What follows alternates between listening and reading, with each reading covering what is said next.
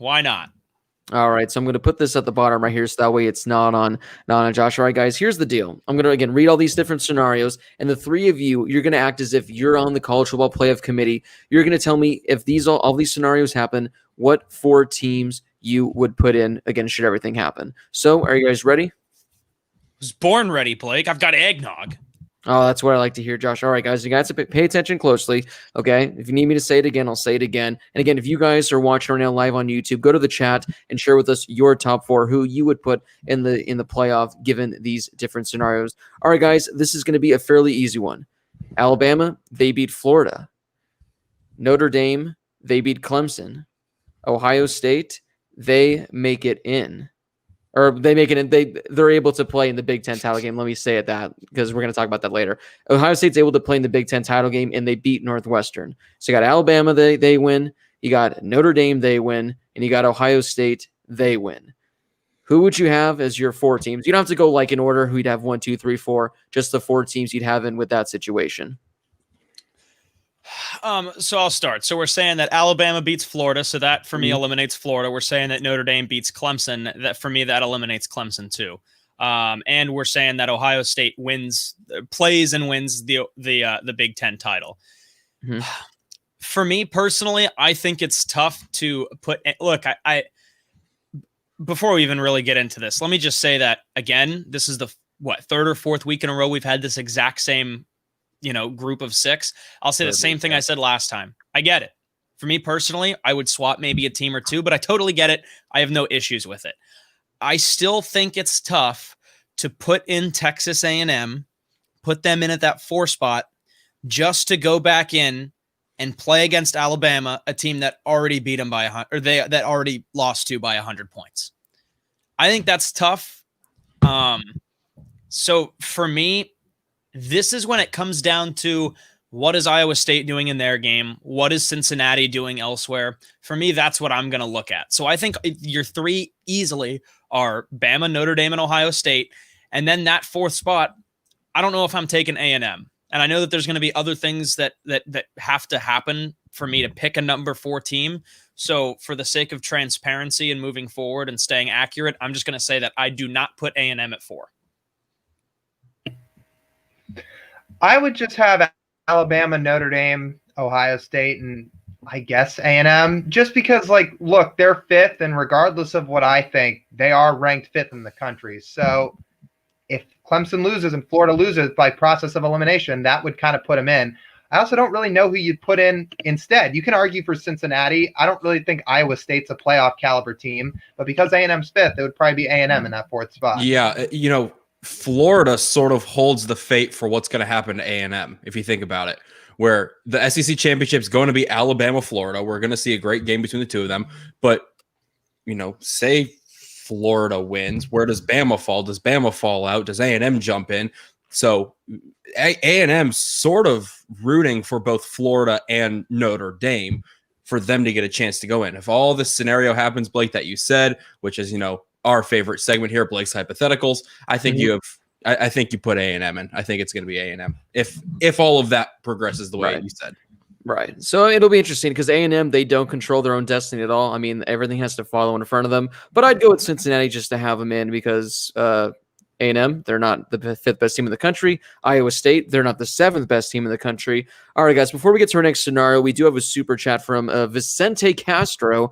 That's a pretty cool name. Thoughts on possible Ohio State, Texas A&M, or Ohio State versus Cincinnati this weekend? This is actually something we're going to be talking about later in the show when we talk about the Ohio State, Michigan debacle and everything that's going on and in regards to that. So, Vicente, thank you for the super chat donation. Stick around for 15, 20 minutes from now when we talk about that whole crazy situation. It's going to be a lot of fun, so stay tuned for that. All right, guys, our next scenario here, this is going to be a really fun one.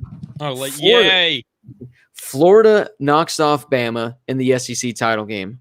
Clemson beats Notre Dame in the ACC title game. Ohio State, they make it to the Big Ten title game, and they win. If that were to happen, who would the 4 teams be that you'd be putting in? Can you say it again, please? Yes. Florida beats Alabama in the SEC title game. Clemson beats Notre Dame in the ACC title game. And Ohio State, they went out, they win the Big Ten title game. What 4 teams would you put in?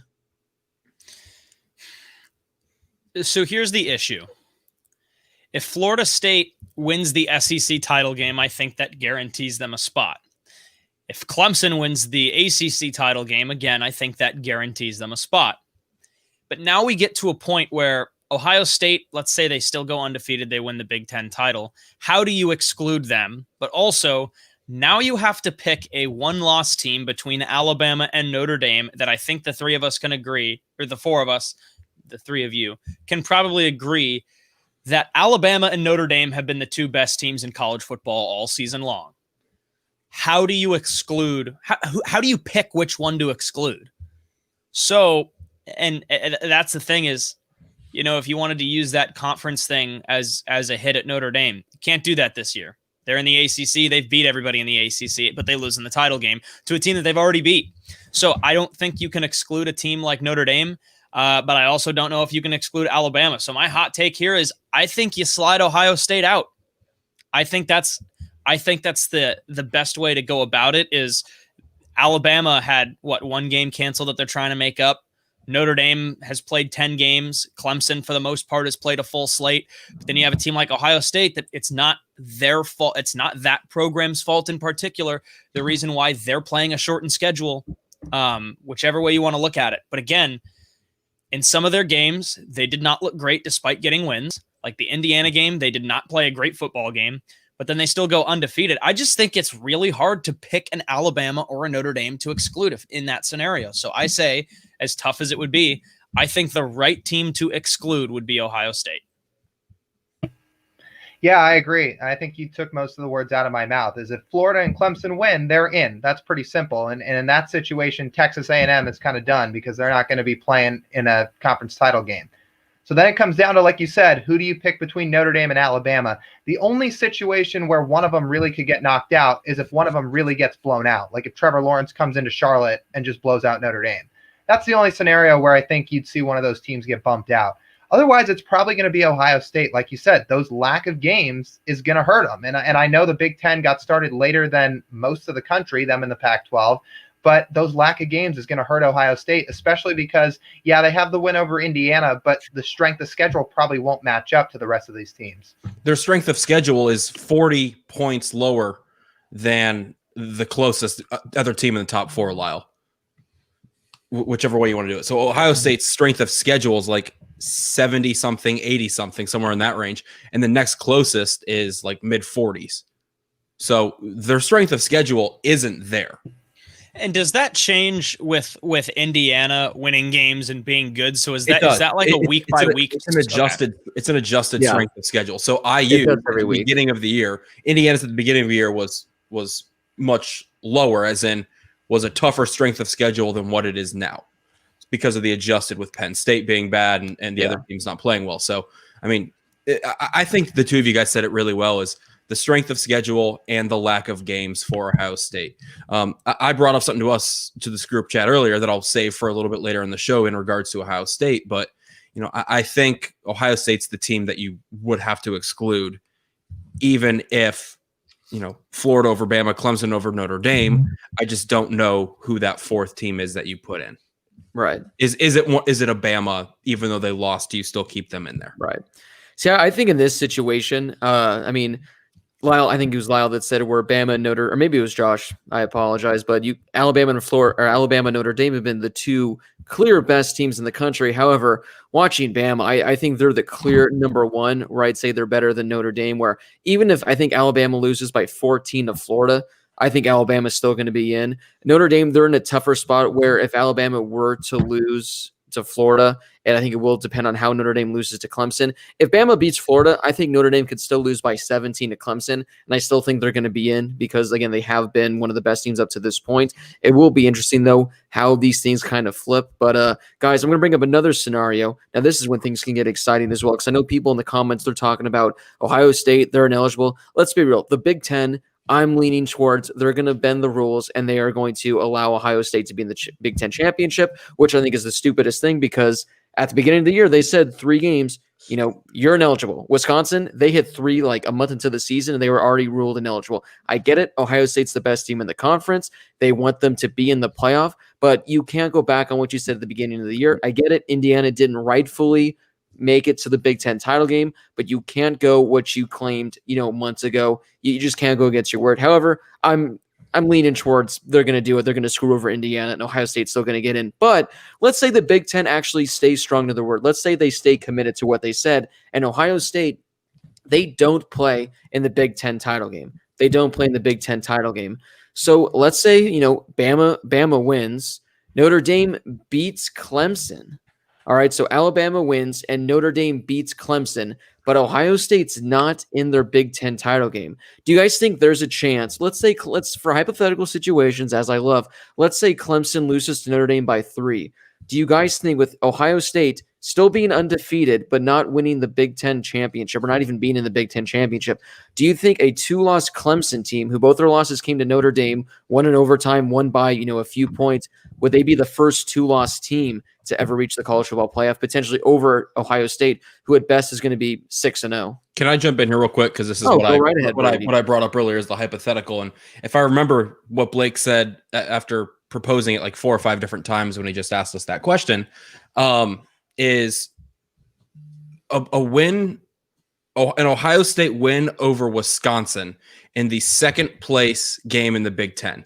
Ohio State isn't eligible if it stays what it is right now. The Big Ten chancellors are going to meet Wednesday to discuss. So if Ohio State stays in that number 2 spot, Wisconsin's also in the number 2 spot. So the number 2 game is essentially going to be what the Big Ten championship everyone thought it would be.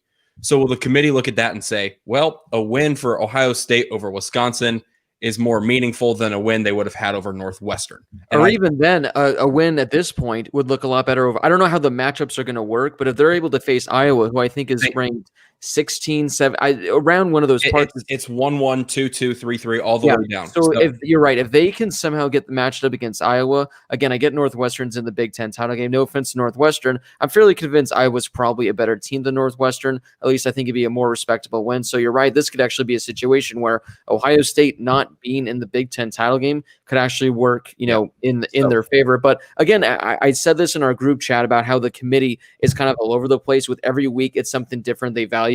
Where one week they say, oh, we look at strength of schedule, and that is most important to us. Or now they're saying, oh, we look at conference championships. That's number 1 to us. You got to win your conference championship. And then he was saying, yeah, but actually come a few weeks, because Reese Davis asked him, would you put A&M at the 4 spot to play Bama to avoid, potential rematch from the regular season? And he said, oh, we don't care about rematches. We just want the 4 best teams in. So is it the 4 best teams? But again, if you think Ohio State's one of the 4 best teams, which you said conference championships matter the most, they're all over the place with what they're saying. So I'm not exactly certain, but you guys think that it's impossible for a 2-loss Clemson team? Again, let's say it's a last-second field goal. You think there's no chance Clemson could potentially squeak in there?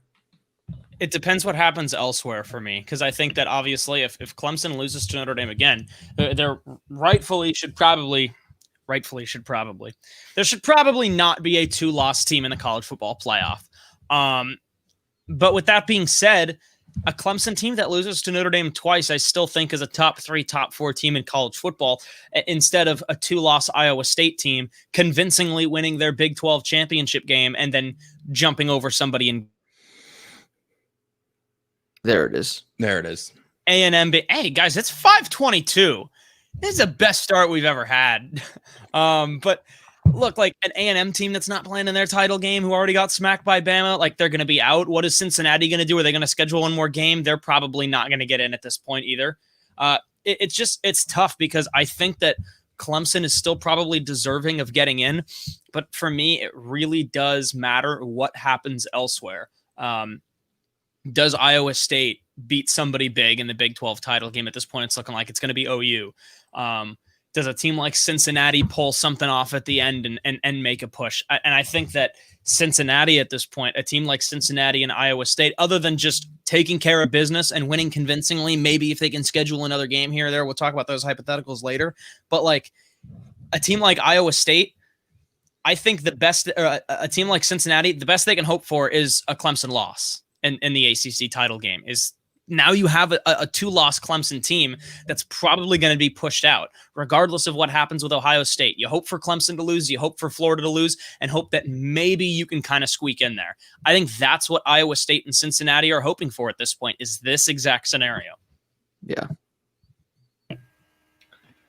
I think if Clemson loses by a field goal, which was what was originally proposed, yeah, I mean, with Cincinnati specifically, it's tough. If they really look inspiring the final few weeks and they legitimately have a case with maybe Florida loses, for example, maybe Ohio State doesn't get in. We'll talk about that later.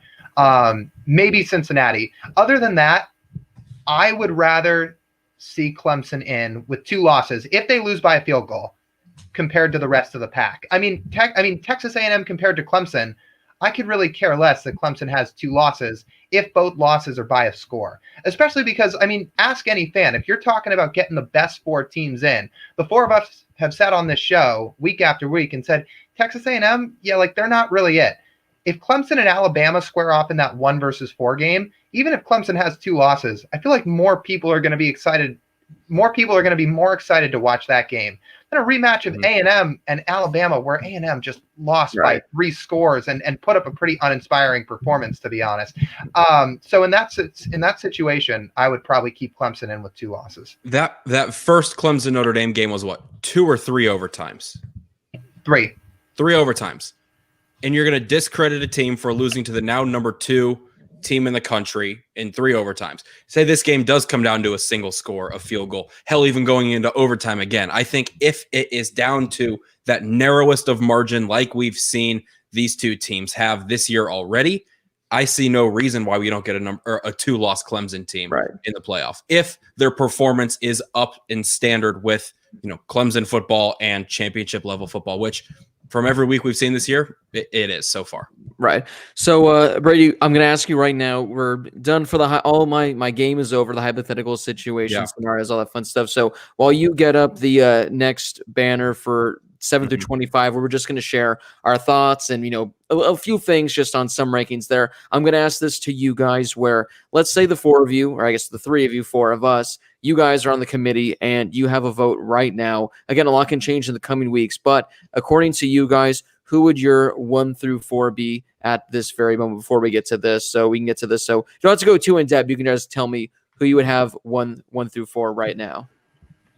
My 1 through 4 is exactly how it shapes up right now. I think Ohio State, personally, it could change after this week, depending on what happens elsewhere in college football. But for me, it's Bama, Notre Dame, Clemson, and Ohio State in that order. Yeah, same 4. Yeah, I would agree with that as well. I still think Florida should be the 5th spot, not the 6th, even though we're just talking top 4, but I think Florida should be 5, not 6. Yeah, I was just going to say that as well, where I would definitely have Florida at 5 instead of 6. I get the whole head-to-head thing, but I've said this before. I don't think you can use head-to-head as really determining who's the better team for the most part. I mean, I get you beat a team, but I don't think just because you beat a team, it means you're necessarily better than them. But actually, I mean, as of right now, I would put Florida just at that 4 spot over Ohio State. I put Ohio State at 5. Again, Ohio State might be better, but it's so tough when Ohio State's literally played 5 games and these other teams have played 9 or 10. And I get it for the most part. I mean, A&M, they beat Florida by 3 points, I think. Florida slipped that one up at the end. That was the beginning of the season. Florida is this close away from being undefeated and probably ranked 2nd or 3rd in the country. So I get it. Keep the undefeated team. Oh, Brady just did a quick change on us. I like it. But I'd actually have Florida at number 4. So Brady, if you can, throw up the 7 through 25. We'll spend about 5 minutes or so just talking about some notable rankings, giving our thoughts and all that stuff. But while Brady's getting that up, again, if you're watching the show live on YouTube right now, you guys can hit us up in the super chat. There's a ton of comments going on. We got 500 of you right now watching this live. So thank you, everyone that's tuning in. If there's anything you'd like to hear our thoughts on, again, a game, a matchup from this previous week and an upcoming game, thoughts on any sort of rankings, thoughts on a team or anything, you guys can hit us up in the super chat. That way it pops up. It helps support the show, and we're able to get to your comment because we want to get to as many comments as possible. If we can't get to it now, we'll try to get to it later in the Q&A. So again, if there's anything you'd like to ask us that you really want to hear our opinions on, there's a lot of comments going right now, so that's your best bet, and it helps support the show as well. All right, guys, 7 through 25. What are your just quick takeaways? What is something you noticed, something you like, something you didn't like from this week's edition of the rest of the playoff rankings? Look, I don't hate Iowa State at number 7 because they've been playing some really good football. They're not the 7th best team in college football. In fact, here's how much respect I have for Cincinnati. Cincinnati is the 7th best team in college football, and I would put them at 7. Personally, I would put them at 6. but I think Cincinnati and Iowa State should be flipped. Oklahoma's continued to play pretty well, and now I think they're deserving of a top 12 ranking. A couple weeks ago, they were like 12 after beating Kansas. Like, congrats, number 12 team in the country, right there. Let them know, skip. But man, like, other than that, like, I think these are some pretty solid rankings. Again, like 3-loss North Carolina, I'm fine with where they're at. I'm really, really happy to see Colorado hop in for the first time this year at 4-0. They're playing really good football. Their run game is really good right now, so I'm happy with that. And then Iowa and USC at 15 and 16. Sorry for hopping around a little bit, but SC at 15 is good because I think that if there were to be chaos in that top 4 and say USC blows out UCLA and then wins the Pac-12 championship, having SC at 15, I think is respectable striking distance for a Pac-12 team that did not play a full schedule this year and started as late as they did and had a game canceled. So I'm happy with where USC's at. And Iowa's playing really good football too, so I'm happy with them. So sorry for jumping around a lot, but that's kind of just what pops out at me at first glance. Oh, I'm just going to read a super chat really quick. Our man Steven Smith, who we know is a huge Iowa State fan. I think Iowa State is still too high in the rankings. So this is coming from an Iowa State fan. And is the committee trying to get the Big 12 into the playoffs? So first off, thank you, Steven, for the donation. This actually is kind of an interesting, theory to think about where Iowa State.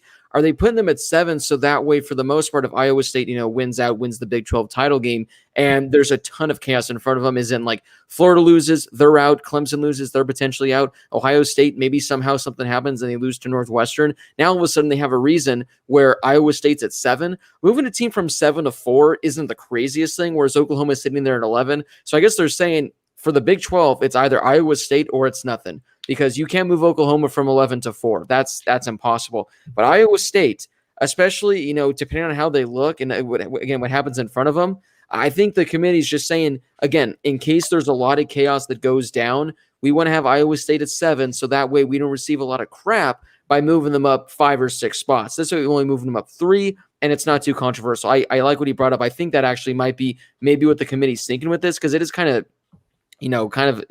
crappy to move Cincinnati down 1 when I think Josh said it. They're the 7th best team in the country without a doubt, maybe the 6th best team. It's not their fault. They had a game canceled and they get to move down 1. So potentially something to keep your eye on in regards to Iowa State and the playoff ranking. So again, if you have anything you'd like to hear our thoughts on or comments like that, you want to throw on the screen, get some conspiracy theories going on, you guys can donate to the super chat. But Lyle, we'll throw it to you next. What was something that stood out to you when you saw these initial 7 through 25? Yeah, I didn't really love that Cincinnati dropped below Iowa State. And I know Cincinnati's a group of 5 team compared to Iowa State. That's a Big 12 team. But again, they've lost twice. Cincinnati's still undefeated. I'm with Josh. I think Cincinnati's a top 7 team at this point. You don't have to put them in the top 4, but I don't like that Iowa State really moved up over them. And then I think they hit Coastal Carolina right. Look, I was hoping they wouldn't go crazy with Coastal. Yeah, they won. It was an exciting game. We'll talk about it. I think they put them in just the right spot. 13 is about right. They're a top 15 team. They proved that. But I was really hoping we wouldn't go into tonight and see them at like 7. That was my concern. And I think they nailed that. So the one thing, I think Coastal's in a good spot as well. I had them when I was doing some hypotheticals, which is moving teams around. I had them as high as 10, but it was just at 10. I think 13 is a really good spot for Coastal. The one thing that really is confusing me is, and I say this unbiased, is that how Indiana can beat a top 25 team, a top 15 team where there were 14-point underdogs in Wisconsin and not move at all. When Northwestern beat Wisconsin, they jumped 11 spots, and now IU doesn't beat them, or IU beats them, they jump none. And one thing that's also kind of surprising, Zach Osterman he's with the Indy Star here and covers, all college athletics. And he said, it's puzzling that Georgia, with 2 heavy losses to top 10 teams, is ahead of IU with one score loss to a top 5 team. And both teams have no current top 25 wins. So their wins are against no team that are currently top 25. So I do think IU should have jumped even 1 spot. Having them beat a top 25 team and not move at all was kind of surprising to me. I do think the Iowa State move was for show, was to mix things up instead of just having it be chalk all the way. I still think Cincinnati, like Josh said, is the 7th best team in the country.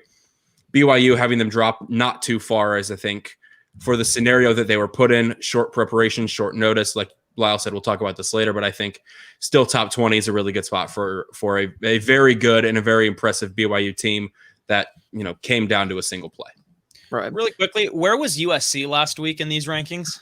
They were 20. All right. So here's the thing. Like, I think what the committee did with Iowa State and USC is very similar. Iowa State gets a win, and they move all the way up to 7. I mean, they were kind of pushing that for a while, but I think we all kind of agree at this point that they're not the number 7 team in the country. Meanwhile, USC, who's at 15, I think that's fine, but they jump up 5 spots for beating Washington State without scoring a touchdown in the second half. Like, I thought SC played a good game, and I'll talk about them when we do our pick'ems later, but I think they're kind of in the same boat where they just want to have these two teams, the two conferences that are most likely going to be excluded from the playoff this year, look a little bit better than maybe they actually are. Right. I see it too. I mean, it was a good win. Washington State, they're nothing special, and jumping up 5 spots, that was kind of nuts. But I think, they want to get a Pac-12 team up there.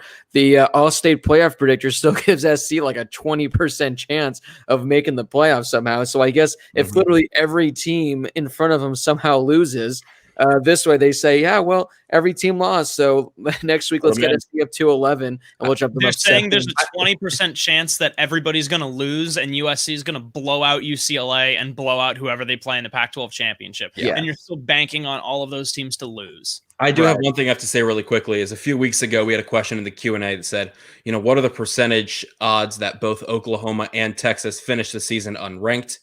I gave them a pretty high percentage, and I want to bite my words on that one, as now we see both of them are ranked. There's still a week or two left, but man, was I wrong on that.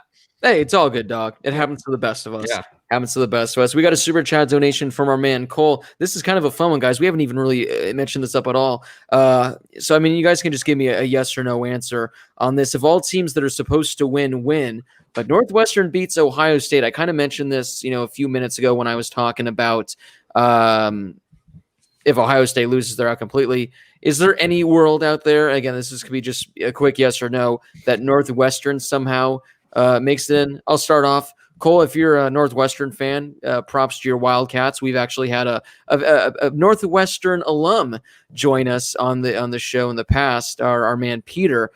So no disrespect to Northwestern, but no chance in hell. No chance in hell Northwestern makes it in. No offense, just all the words right out of my mouth. There it is. I'd love to see it for the chaos factor, because they'd probably jump up quite a bit and be like right on the outside, but then still probably not get in. Yeah, I don't think they get in. It'd be cool to see him jump, but I don't. There's no way. Right.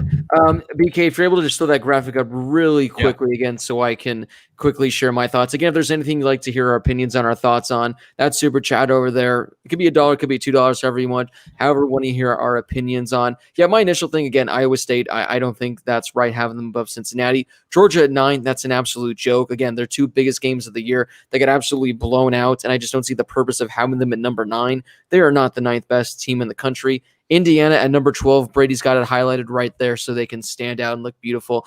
You beat Wisconsin. I have it highlighted because I took a screenshot from my ESPN profile, which just has my teams highlighted. Right, which I like. So Indiana, again, the committee, you guys said last week Wisconsin was a top 15 team in the country. Well, Indiana just went in there with their backup quarterback and beat them by 8 points. So I don't understand why they don't move up, especially, again, you don't have to move them up too crazy, but I mean, Oklahoma struggled to beat Baylor, who has 2 wins. At least move them up past Oklahoma. I get Miami, they beat Duke by 50, so maybe there, but take Georgia down. Indiana should be number 10. They shouldn't be higher than number 10. I think number 10 is fair.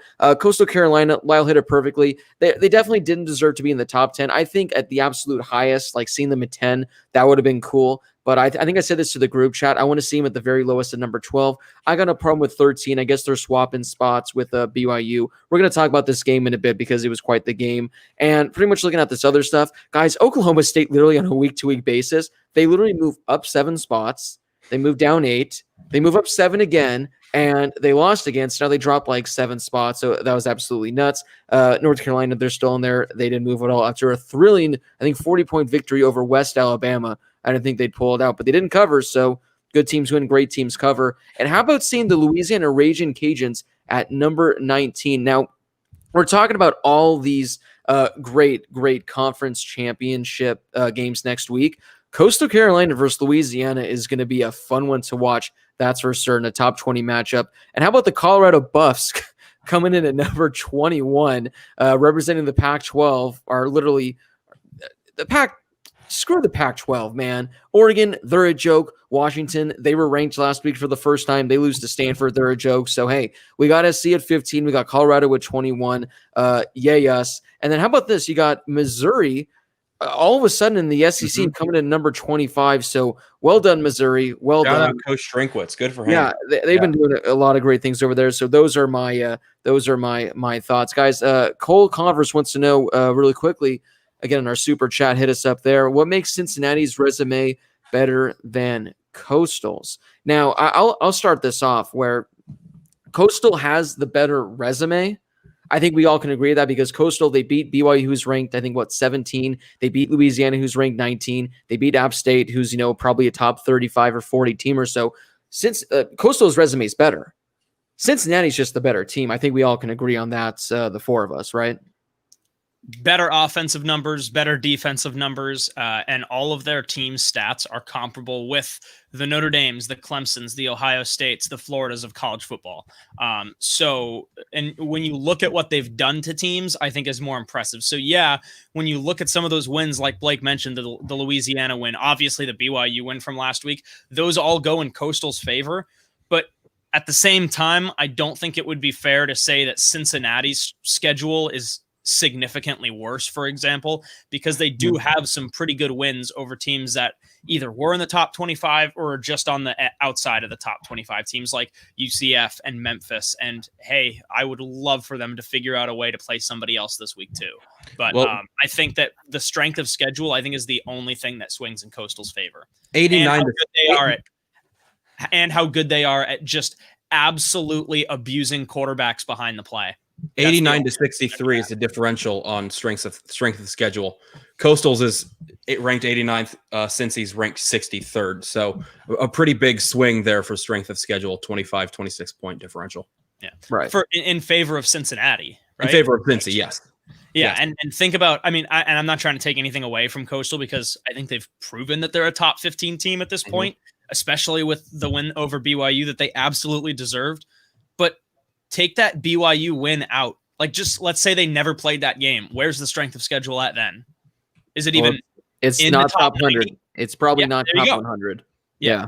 So again, not discrediting them, but that's exactly how it works. In Cincinnati, for the most part, they were supposed to have a good game this upcoming weekend against Tulsa, who's now ranked in the top 25. Unfortunately, it's not there anymore. Guys, why don't we stay on that topic, actually, of Coastal Carolina, and let's talk about this game. So last week, Coastal Carolina, they're supposed to play Liberty, which is going to be a great game in itself. That was actually, game day. It wasn't Coastal BYU that got game day. Coastal Liberty got game day. Then there were COVID issues with Liberty, and then BYU, anytime, any team, any place will be there. BYU, Coastal, they come together, they get a deal. They make something happen. We didn't get to talk about this last week because this happened, I think, the day after our show. So just overall, guys, it was a great game for the most part, but just overall thoughts on something like this happening midseason, which is something we never probably have seen in, our recent memory of college football, because in a normal season, there's no reason to reschedule a game mid-season. So what are your thoughts on teams like this,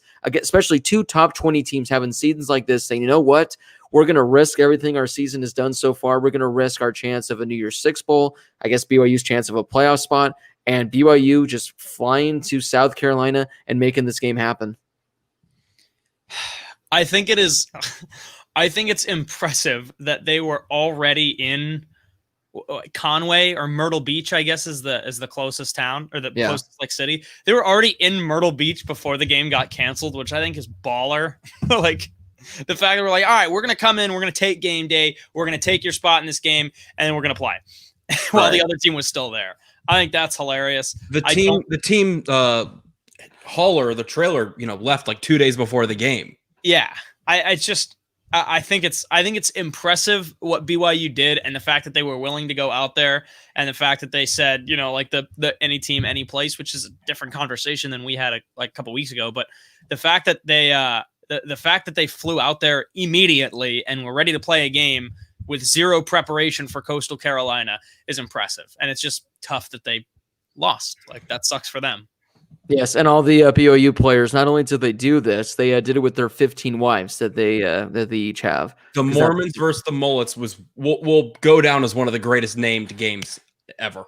Yeah, well, so we're going to keep talking about this, but also, I mean, if you're tuning in right now, we still got a bunch coming up later in the show. We're going to be giving our stars of the week. We're going to be going over our favorite uniforms from this past weekend. We're going to be doing a Q&A. We're going to be doing the pick'ems, a whole bunch of stuff. So again, stay tuned. And as always, if there's anything you'd like to hear our thoughts on, any topics, games, players, anything you'd like to hear our personal opinions on, hit us up in that super chat for as little as $1. It comes up in a shiny color. I don't think you get to pick your color, unfortunately, so you can't pick what color comes up on the screen.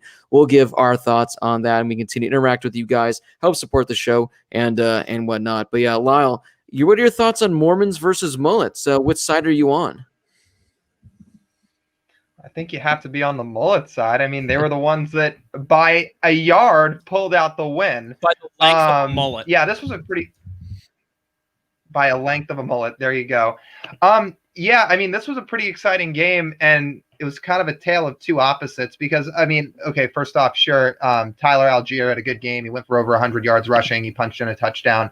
But obviously, if you're BYU, you're going into this game thinking, our faith kind of rests on Zach Wilson. He didn't have his best game, and credit to the Coastal defense. They held him in check, and they kind of got in his face a little bit, too, throughout the game. So between that aspect of it, and then on the other side, you have Coastal Carolina, who wasn't really throwing the ball much. I mean, Grayson McCall only had 85 yards passing, but they just continued to pound it down BYU's throats all game. And eventually they just wore out their defense and they squeaked out the last second win. Zach Wilson almost leads the last minute drive. Credit to Coastal Carolina. You stop them by a yard. They said it on the broadcast. It almost reminded you of that Super Bowl where they were 1 yard short of scoring that game-winning touchdown. But yeah, Coastal Carolina did what they had to do to get this win, and credit to their defense and credit to their run game. Yeah, most definitely. That last play of the game, or the last offensive play for BYU, was really an awesome stop by Coastal Carolina's defense. A lot of times in that scenario, you'll get a guy coming in from like the back from behind and hit him into the end zone. Coastal did a great job realizing where they were on the field, the ball awareness and the football awareness of what was going on to keep him out of the end zone and pull him backwards instead of driving him into the end zone like you see a lot of the times on close goal line plays like that. So, it was really a fun game to watch. I really think, the anytime, any place, anyone, whatever it was, a few weeks ago was called into question by a lot of people when BYU wouldn't go play Washington. But I think their willingness to play this week against a good team like Coastal Carolina, we would have loved to see him maybe play Cincy, but I think Coastal was a good matchup for him as well. So major props to BYU. Like I said earlier, during the top 25, having them at 19 is still a great spot for them because of the short notice. They were willing to play this game. They went full head into it, and it was down to the last play. So it wasn't a great showing from Zach Wilson. It wasn't, what we saw 6, 7, 8, 9, 10 touchdowns from him earlier in the year. But I think it was an all in all really good game, really impressive to see the two teams pull it together so quickly, and major props to both of them for pulling it off. Yeah, I mean, Zach Wilson, I was let down by him. I had him in number 3 in my Heisman poll last week. He wasn't awful, but I just thought he would have been, a tad bit better. But yeah, Coastal, they're a legit team. They're a good team. But man, just what an overall atmosphere. I mean, that looked nuts there. I mean, Coastal Carolina, I think there was only like 5,000 people in the stands, but it literally sounded like a packed stadium there. The fact that it's like literally there's like a street, there's just a regular street that's like right behind the end zone. So it just shows to show how small of a stadium this is. But this was something, again, we never get this on a year-to-year basis where mid-season two teams like this can schedule a game like this. I get why on a year-to-year basis we schedule games 10 years down the road, why college football does that. But how great would it be if there was 1 week during the college football season where they allowed teams to do something like this? Again, we don't have an 8-team playoff, but we kind of could get something like this where with BYU Coastal, although they weren't necessarily fighting for a playoff spot, this kind of, gives you a better chance. So I think it'd be awesome. And we can see it potentially this week with like Ohio State, Texas A&M, their games each getting canceled. They can play each other, and that could kind of be like a semifinal to the playoff game. But overall, again, having a Coastal Carolina, BYU, two teams that for the most part likely never would have set up a game in the coming years, coming together, setting up a game like this. I just thought it'd be great for college football if they can somehow get something like this moving forward, because again, if they're not going to expand the playoff to 8 teams, this is something where if teams are fighting for some playoff spots, you can get yourself a late season convincing win. And it's something that I don't know if the ratings came out or anything yet. They probably weren't as high considering this game was on ESPNU at 5 p.m. Eastern. But if this would have been the 4:30 ABC game, I guarantee this would have been the highest rated game of the week. It would have been more than Bama LSU.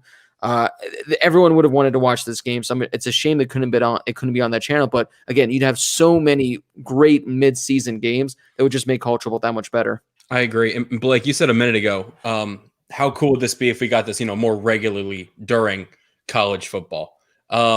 There's a thing in wrestling and in tennis and in sports where it's, like sort of slotted ranked individual performances where it's called like a challenge match. So say someone is a tennis player, you're the number 1 singles player. Lyle, you get this. You probably know this. The number 2 guy will want to challenge the number 1. So, say a team is ranked 17th and they want to challenge the number 6 team in the country. Go play each other, and if you win, now all of a sudden you're number 6 team in the country. So you just sort of take over their ranking, do a challenge match for all these teams. Well, I think I tweeted this last week when they announced this. What they should have done was it should have been BYU versus Coastal. The winner of this game then plays Cincinnati, and then the winner of that game is who goes to the college football playoff. Because then instead of Cincinnati playing Tulsa and Coastal playing Louisiana next week, just have Tulsa play Louisiana. That's a matchup between 2 top 25 teams. That'd be a really good matchup as we lose Brady right here. So I don't know why Brady just said I'm out. I think that'd be a whole lot of fun. He's coming in right now. So I just thought that'd be awesome. That's how you put a 4th team in. I don't think we're going to see this moving forward at all. Obviously, we're kind of in an unprecedented time. The one thing that's cool that came out of this weekend's game, other than a great football game, is I believe Coastal and BYU are now trying to get a contract so that Coastal can go to BYU, because the big thing was when teams started doing this, especially for the non-conference ones, it's like, all right, so like ASU Cal gets canceled, but Cal and UCLA can still play each other. They would have in a normal season anyway, but they're not this year. Well, now you have these non-conference games that the issue is like, oh, well, we don't have a contract to play each other, which you need to have. So now the big thing is Coastal getting a contract so they can return the favor and do like a home and home and go to BYU and Provo. So I think that's cool. Yeah. I also don't think we're going to see this a lot moving forward. Obviously, these are unprecedented times, but if there's one thing that I think we can learn from all of this in a COVID-free college football future, I hope more teams like the Cincinnatis and Coastal Carolinas and BYUs of college football use this as a learning experience so that you schedule these teams moving forward. And I get that games are scheduled pretty much well in advance. Like, okay, we're going to play this team in 4 years. We're going to play this team in 3 years or whatever. But maybe plan ahead a little bit more, because now you have these teams like in the most chaotic season of college football ever, when at least 2 major conferences are literally being pushed away from the college football playoff. This was our best chance to get in, and we still didn't get in because we didn't have the strength of schedule to compete. Take a page out of college basketball's playbook. At the beginning of the year, there's like the Big Ten ACC championship or the tournament where, one weekend, every Big Ten team plays an ACC team over a span of like a few days. So bring that to college football, I think we talked about Big Ten SEC, a Big Ten SEC challenge or whatever it may be. I think we talked about that like in one of our shows, like in studio a year or something ago, where college football should do that, where like every Pac-12 plays like SEC. Yeah, and like that's the week when that'd be awesome. But I'm looking forward to the rematch in Provo, because I'm sure a bunch of Sean fans are going to go down to Provo. BYU fans, they're dirty, or upside, whatever it is, wherever you're looking on a map. BYU fans are dirty. So if they're going into Provo, things are going to get rowdy. If we can get a packed crowd there in Provo, Utah, oh boy. I think that'd be great, because these two teams, they didn't like each other. You could tell on the field they hated each other. Yeah, so, they're polar opposite people. They're polar opposite people. To murder Zach Wilson on the 35-yard line. And the fact that dude was allowed to stay in the game. Best part about it was an interception, right? Yeah. Interception. It was a Hail Mary interception. And the one dude blocks Zach Wilson, right? And he like blocks him out of the play and he like pushes him away. And then big 94 comes rumbling in and like tears him to the ground. And even the other guy was like, I like it. I like it. I like seeing it a lot. So we're going to be doing our stars of the week. So Brady gets that graphic up. We're going to go to some of our super chat donations. Guys, does Indiana have a chance to make it in from Death Star 784? Brady? Well, according to ESPN, they have a 37% chance to make it. That's currently the 5th highest percentage of any team. It goes Bama, Ohio State, Notre Dame, Clemson, then Indiana, just like all of us projected at the beginning of the year. Of course. Obviously. Yeah, that all-state projector, man, that thing is just I don't know how it does it. I don't know. I'll say yes, they have a chance. They need help. But they need a lot of help. So say if Ohio State doesn't play in the Big Ten title game, which it obviously looks like they're not going to, but they're trying to figure things out. If Ohio State does not play in the Big Ten title game, Indiana wins. Indiana's not playing this week. But if that's still up in the air, that hasn't been called yet. So if Indiana plays this week and they win, and then they beat Northwestern in the Big Ten title game, I'll say that they have a good chance if they get help elsewhere. Would Indiana be one of the only teams to play a complete schedule? Well, some team, I saw this on SportsCenter the other day, some team just capped off their full 12-game season without any COVID issues. I don't know how they did it. I forget which team it was, but hey. So at Death Star 784, I guess to put it lightly, yes. There's a chance. You're saying there's a chance. Oh, here it is. I think it was Texas State right here. Did anyone else see the tragedy that is Texas State? They went 2-10, lost almost all those games by a score less. So I think maybe So I think it was Texas State. So they're the team that I think that was before I started bringing them up. So there you go right there. All right, guys, we got one final one before we move on to the stars of the week. Just quickly, guys, Wicked Bronco, our man. Percentage, Notre Dame wins it all.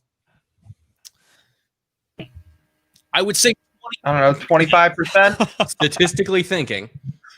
And, Blake liked the hypotheticals. We're going to go with raw numbers. Let's go 25%.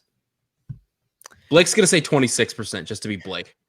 Now, make things interesting and get people riled up in the comments. 0%. Because it's going to be Bama. Like I'm convinced. Like I don't think anyone can beat Bama. So maybe Clemson, but it's not going to be Notre Dame to beat Bama. Lyle, we know what happened, unfortunately, last time Notre Dame played Bama, and I really hope that you don't have to experience part 2 of that. I personally just wish I don't want you to experience that again. So I'm going to go with 0 so that way they can lose the first one and don't have to worry about going against Bama. But Brady, how about we get to our stars of the week? We got some funs ones. We got some fun ones. Language. Yeah, it's tough to say sometimes. All right, guys, our stars of the week. We're again every week we pick our favorite player, team, coach, anything. We gave our star of the week to our overall best. If you guys were watching the last few weeks, Brady had Tom Allen as his star of the week for about a good month straight. Hey, Brady, he could be your star of the week again right now. He could. But also that post-game interview with Tom Allen, when he straight up couldn't even say anything, because like one by one players are coming in and they're saying like, "We love you, coach. Come here." That is called free recruiting. Indiana is going to – I mean, if they can lock in Tom Allen, which, again, for the most part, unless Tom Allen's maybe getting like – I don't even know what job could potentially better for him at this point that's going to be an available spot.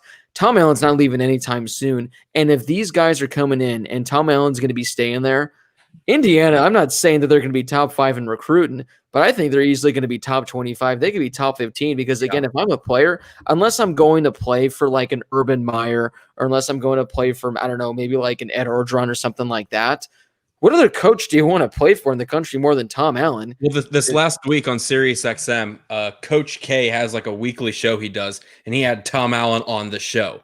And like 10 minutes into the show, Coach K was like, "Damn, I want to play for you."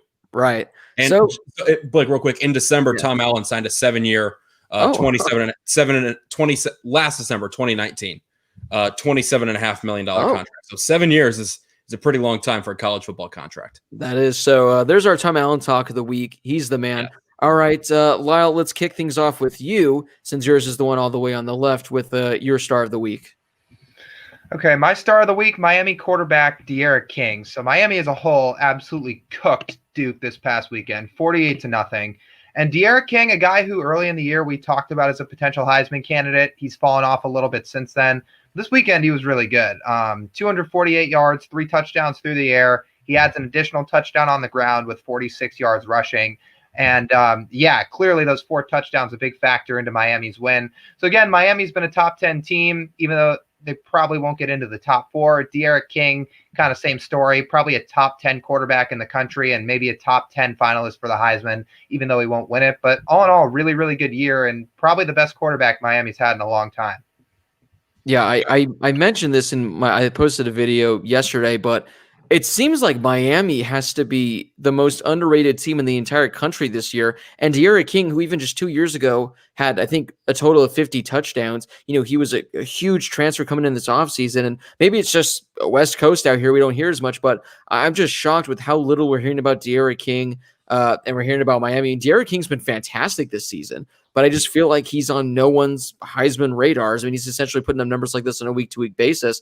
I think he has a total of like 25, 26 touchdowns on the year, but we just never – and I think this might be the first time he's even been a star of the week at any point this year. So I like that Lyle brought him up and mentioned him because he's been great for Miami. And we've said this, I think, for the last few years. Miami's just a good quarterback away from being back, and they got a good quarterback. And I don't think De'Ara King has really any NFL draft stock. So he very well, because he's a senior this year, he could return next year again and be there for Miami and hopefully maybe help them make an ACC push when Notre Dame's not there anymore. Announced after the game, too, that he has COVID and most likely won't be playing this week against Duke.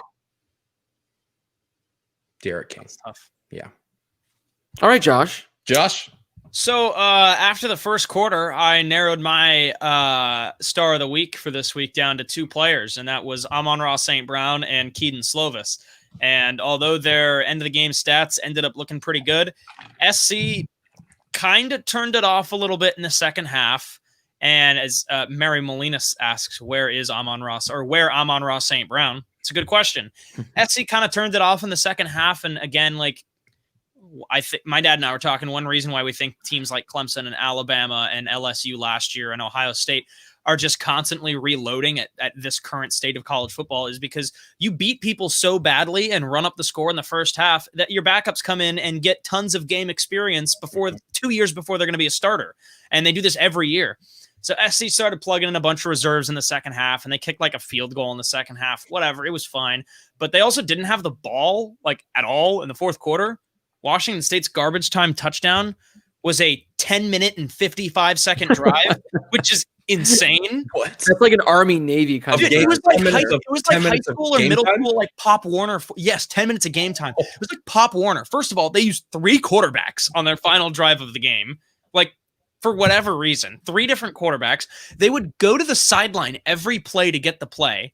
So they would use the entire play clock, and they did not run hurry up whatsoever. So they just, and it took them like at least 3 plays to get a first down every time they got a first down. It was insane. But anyway, one guy who was consistent for SC the whole game was Talanoa Hufanga. He's basically SC's top defensive back. He's a safety, 9 tackles, had an interception, and then in the most disrespectful action I've ever seen, picked off the quarterback and then hurdled him on the return.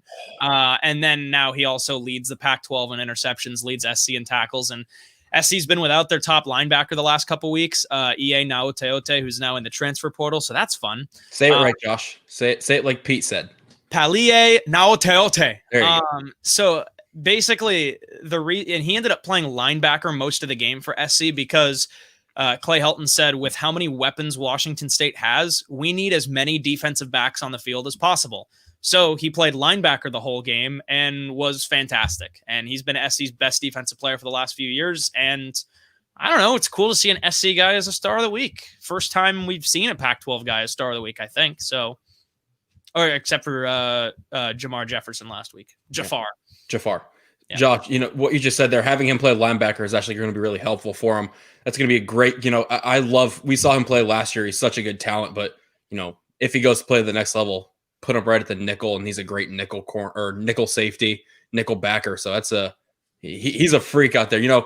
My star of the week this week is someone I previewed during our conference previews at the beginning of the year. And when we got to the Big 12, I said, watch out for this guy. He's a true freshman. Bijan Robinson from Arizona down in Tucson had think it was like 20,000 years, some astronomical number, like 160 career touchdowns in high school. On this last week when they put up 69 points, Bijan Robinson, 9 attempts, 172 yards, and 3 touchdowns. Granted, one of those touchdowns was about a 72-yard touchdown, but that's 19.1 yards per carry, an elite showing by a freshman running back. And if you're in the Big 12, the Big 12 running back core you got this year is probably the one big bright spot across pretty much every team in the conference.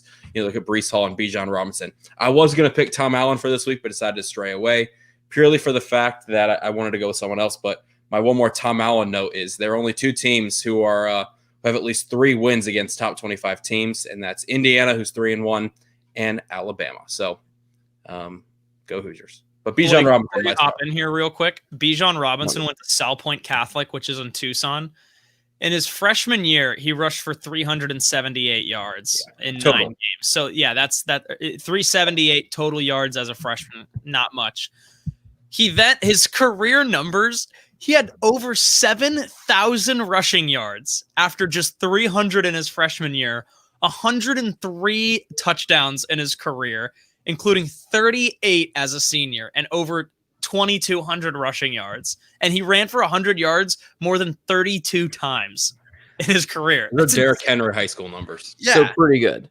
So before I get to my star of the week, we'll share a short round. So my star of the week is the announcer for the Wyoming, New Mexico New Mexico game, who said the Cowboys should run when they were goal to go down 1, to waste time to kick a field goal, saying, "What's the worst that could happen?" They fumbled seconds later. My uncle had a parlay ticket where we just threw a Wyoming money line on there because they were like 18-point favorites, and it was like a minus 1,000, so it essentially gets you a few extra bucks. And we're watching that game live, and we saw that fumble, and I go, I am sorry, because that should not happen, guys. My star of the week, Devontae Smith. He's been a star of the week multiple times, but it's kind of easy to do when you're by far the best wide receiver in college football. I know we haven't seen Jamar Chase at all this season, and it was kind of a foregone conclusion he's going to be the number 1 wide receiver off the board. I do think it's still going to be Jamar Chase, but Devontae Smith, this guy is showing that not only is he the best wide receiver in this class, I mean, he might be like the locked and loaded top 10 guarantee pick. I mean, 8 catches, 231 yards, 3 touchdowns. Brady put it here, SEC Player of the Week. Guys, I'm going to go back. The last time a wide receiver was a finalist in the Heisman Trophy was actually, can you guys give me a quick guess as to who you think the last wide receiver was that was a finalist? Well, I think I remember it was D.D. Westbrook, wasn't it? What do you guys think? I think it's D.D. Westbrook. Yeah, that sounds about right. So it was D.D. Westbrook back in 2016 with Oklahoma. So he played in 13 games. So listen to this. He played 13 games. Devontae Smith has played in only 9 games so far. D.D. Westbrook that season had 80 catches. This season, Devontae Smith already has 80 catches. That season, D.D. Westbrook had 500 yards receiving. Devontae Smith has 1,300 yards receiving. So he's pretty much going to shatter that. He can shatter that within the next game. D.D. Westbrook had 17 touchdowns. Devontae Smith already has 15.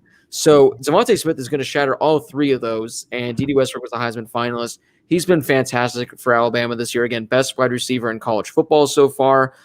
It's remarkable what he's been doing. If he wanted to, did you guys see that exchange that him and Jerry Jeudy had? How Jerry Jeudy sent him a message on Snapchat saying, hey, I'm expecting a big game out of you. And he's like, I want 200 yards. And Devontae Smith replied back saying, bet, I'm going to get 300 yards. He didn't get the 300, but I guess 231 is just as good. I wonder if there's a group chat with all those Alabama wide receivers over the last few years with Julio, Amari Cooper, Jerry Jeudy, Henry Ruggs. Now we got Devontae Smith, Jalen Waddle. So throw the running backs in that group chat too, and then you got an elite group chat. Yeah, Alabama's pretty good. Alabama's pretty good. All right, guys. So we got the Q&A coming up, but before we get to the Q&A, it's time to quickly go over Blake's bets. Unfortunately, we had a game canceled this week, so I didn't get all 5. We did go 2 for 2, though. We did go 2 for 2 this past weekend, so we're now 32-21 on this season. Guys, I on the way back from Vegas made these bets at the beautiful Circa. Brady, you need to make it to Circa. That is the best sports book out there. It is the best. If you guys love sports books, it's on you guys Fremont, isn't it? if you guys, yeah, it is. It's right on Fremont. Also, I see your thing there about the UniWatch. Also, we got to get to UniWatch, so we're gonna get the UniWatch really quick, then the Q&A. But guys, Blake's bets, my bets of the week. These are the bets I made personally. So if you guys want to win some money, I'm making bets on these games. I like Iowa -3 against Wisconsin, North Carolina +4 at Miami, Coastal Carolina -14 against Troy, Florida -23 against LSU, and Indiana, I like a -11 against Purdue. So, and what was your one bet that you had? They had canceled. Ohio State, Michigan. That I did the Pat McAfee hammer because Ohio State was going to beat Michigan by at least 40. So I am very upset. It was a 30-point spread, right? 30 points. It was straight the 30. most in 40 years. Well, I mean, this past weekend, my big bet was on Alabama -29 against LSU, and they covered that. So it just goes to show anything can happen. But guys, yeah, before we get to the Q&A, we do have to quickly go into UniWatch. The reason I forgot is because for whatever reason, the UniWatch banner was gone, but it's not gone anymore. So UniWatch, Brady, throw up those uniforms. We'll give our quick ones right here. Josh, I noticed that you have a hockey uniform that cracks. I do. I'm glad you noticed. So Arizona State back in 1975 went undefeated. They went 7-0 in the WAC. They beat Nebraska in the Fiesta Bowl and finished the season number 2. I don't remember. They were number 2, either number 2 or number 3. So they wore their throwback uniforms for football against UCLA this past week. And then Arizona State hockey, John Loeffner, who is ASU's equipment guy, has a great relationship with Adidas, and ASU hockey has objectively speaking, the best uniforms in college hockey. And they decided to come out with their own version of this uniform to pay respect to ASU football. And man, these are just awesome. The hockey ones are great. The gold shorts are bold, but I think they look good. And then the football ones are fantastic. My only request, despite how absolutely badass these are, is that every single one of them is burned and never talked about ever again after this show, because Arizona State was literally 4 minutes from sweeping Notre Dame on the road on NBC and lost in these uniforms in hockey. And then in football, ASU in the final 4 minutes wearing these uniforms choked and lost to UCLA. So that's 2 games total between the 2 uniforms. Both of them they were winning and blew it in the final 4 minutes to lose. I hope they are never worn again. I hope they are hung somewhere in a museum on campus and never seen again. But they were sick. In that 1975 year, Josh, ASU football finished second. Can anybody tell me who finished first? Second in what? The country? 1975. 75, I'll go USC. Nope. Nebraska. Nope. It's probably Notre Dame then. Lyle? Oh, no, it was Notre Dame. Nope. What? My guess was going to be Notre Dame. So Oklahoma. Oklahoma. All right. Okay. So for not my star or UniWatch uniform of the week, but for your guys' uniform of the week, as always, we post on Twitter every week, a couple hours before the show, and you guys can vote on what your favorite uniforms of the week were. We post 3 options and then always other, which you can comment on. The 3 nominees this week were Boston College, Arizona State, and Illinois. Josh had ASU as his. ASU actually won the poll this week with 45.8%. Pretty close, but a close race because coming in second, 37.5%. And these Illinois jerseys, I mean, they're different than what they're pretty cool. I mean, you have the gray base, and then you have the navy blue numbers, the navy blue helmet, and then you got kind of the royal blue eye for the Illini eye on the side of it. I don't know. Illinois, they did a good job with these uniforms this weekend. They were nice. Yeah, I agree with you on that one. I like that. Mine for this week, I went with Kentucky. As much as I don't like Kentucky, these uniforms they rocked this week were sick. Having the metallic chrome helmet with a blue metallic UK and striped down the middle of the checkered board. Shoulders, I think, goes up there with one of the most noticeable and recognizable patterns in college athletics. I think, the North Carolina Argyle's easily number 1, but simple, cool, very bold uniforms. I think the dark gray with the blue and black is it's tough to beat. So I'm giving my uniform this week to Kentucky. And surprisingly, you hate to do it, but I'm actually going to go with Arizona State's rival, and that's Arizona, who we've been saying this for years, where U of A, or I guess not anymore, Arizona, they have a chance to have an amazing uniform combo. Red, white, and blue, you literally can't go wrong, but they managed to somehow screw it up every single year. These, they're simple, they're basic, but they're clean. I like the gray. I like the numbers with the blue and with the white outline. The stripes on the top of the jersey, the helmet, it looks great like that. Again, you guys can all back me up.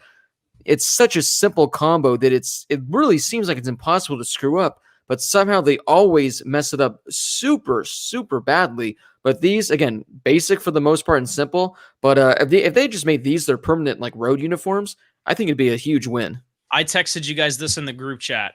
These are the best Arizona Wildcats football uniforms since the Arizona Desert Swarm jerseys they wore in the late 90s, which, as far as I'm concerned, are a top 5 historic uniform in college football. That's how cool those things are. Those are like the Teddy Bruschi uniforms. Yeah.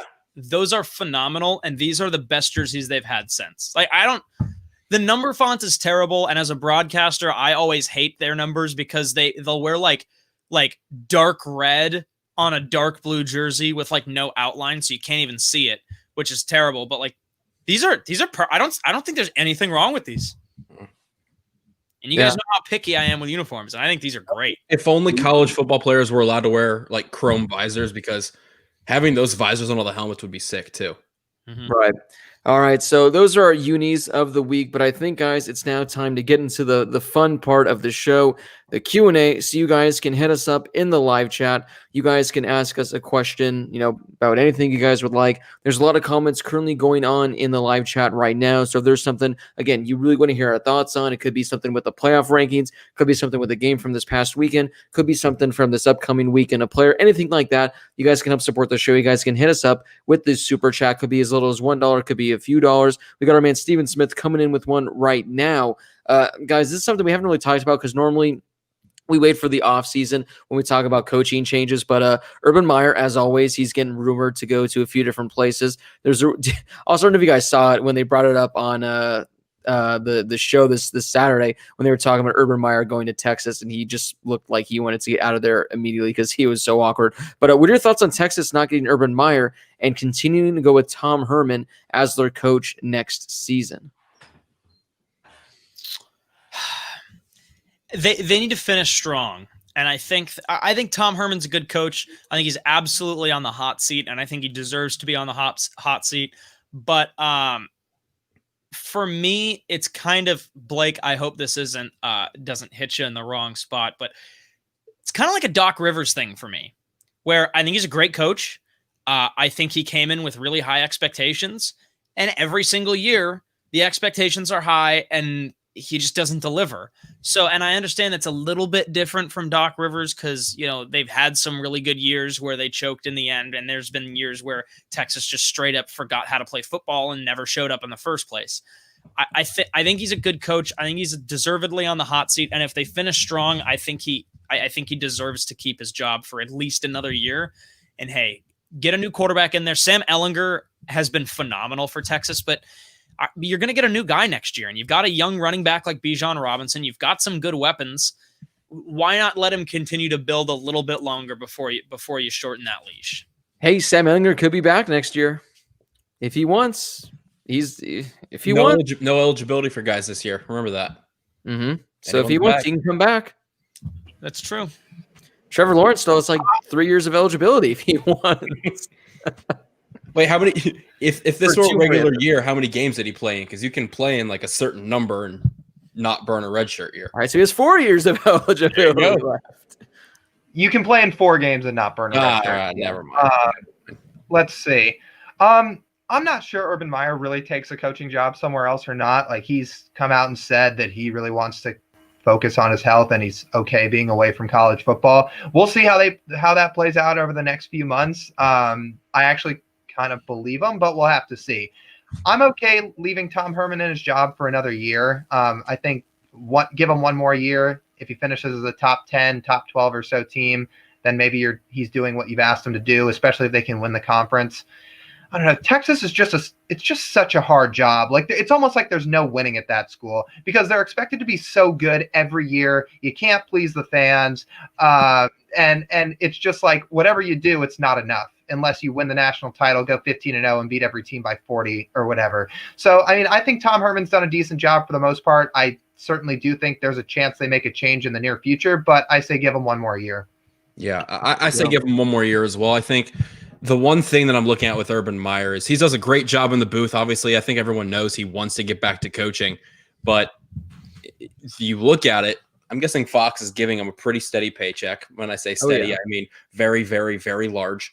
Lots of millions. Lots of millions. It's kind of going to be like a John Gruden thing for me. Is look when he was in the NFL, people loved him / hated him as a color guy in Monday Night Football. But then when the Raiders come calling and say, hey, here's $100 million guaranteed, that kind of attracts anybody to come out of retirement. So I think for Urban Meyer, he's not just going to willy-nilly jump at any job because I'm guessing he got called a bunch last year or last offseason by any team that had an opening.